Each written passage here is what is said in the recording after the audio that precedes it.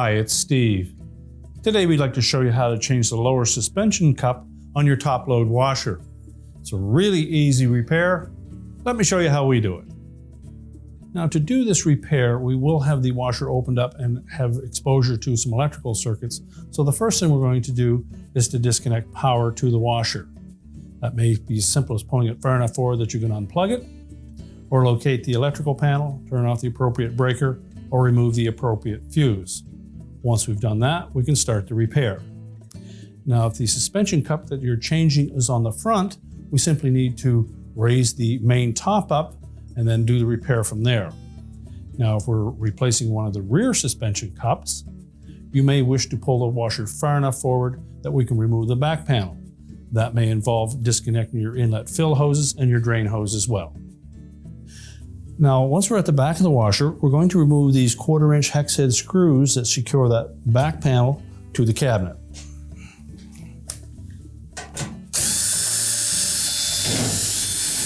Be sure to hold it in place as you remove the last screw, and then we need to pull that away from that tab on the drain hose mounting bracket.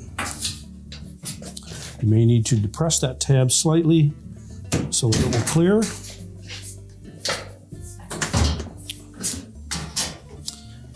Then lift it away from the base of the washer cabinet and set it aside. Now, before we lift that main top up, what we want to do is secure the lid to it first. So we'll just take some duct tape, tape the lid to the main top, be sure that we don't carry that duct tape down to the cabinet. Now next, we'll take a thin putty knife and we're going to go into this gap between the main top and the cabinet, and we'll locate a couple of spring clips that hold that top in place.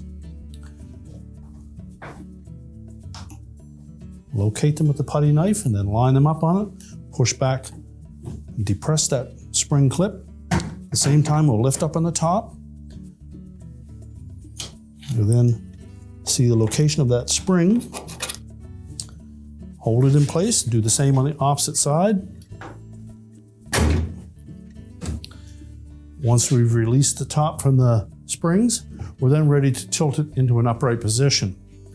Now, because that top is quite heavy, you'll either want to have somebody hold it in place, or better yet, we'll take a lanyard, secure it to the top and to the frame around the top of the cabinet and allow it to support itself. Make sure the washer is pulled far enough forward.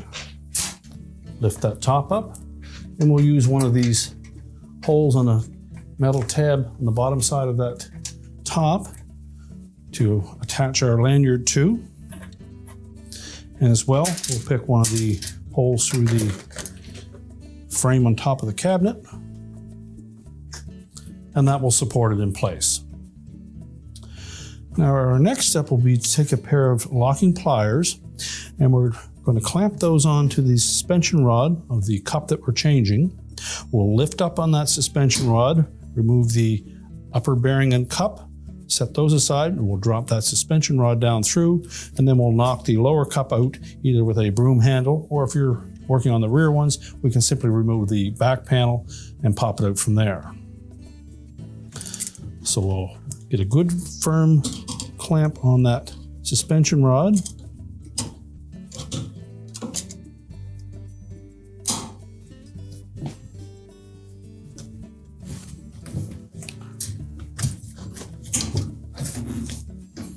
Now, as we lift up on it, we'll disengage that top bearing. Simply push it down out of the way and pull it out. You can then drop it down through the cup at the top.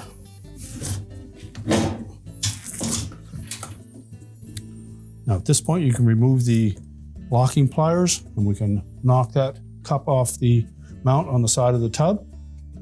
So next, we're going to remove that old cup. Again, if you're looking at the front ones, we simply take something like a broom handle and just knock those two pins or tabs inward, and that will pop right out of the mount on the side of the tub.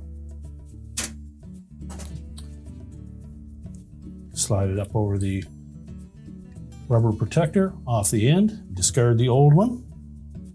Let's make sure there's enough lubrication on top of that ball on the suspension spring. If not, add a little bit of number 2 grease to the top. We'll then line it up through that opening. Again, if you're working from the top, all you need to do is give a sharp pull upwards on that suspension rod,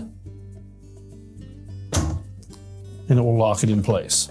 We'll now go back and raise that main top, reach down in, grasp the suspension rod with our locking pliers, and sit it back into the cup on the top. So just reach in with our locking pliers, make sure we get a firm grip on that suspension rod.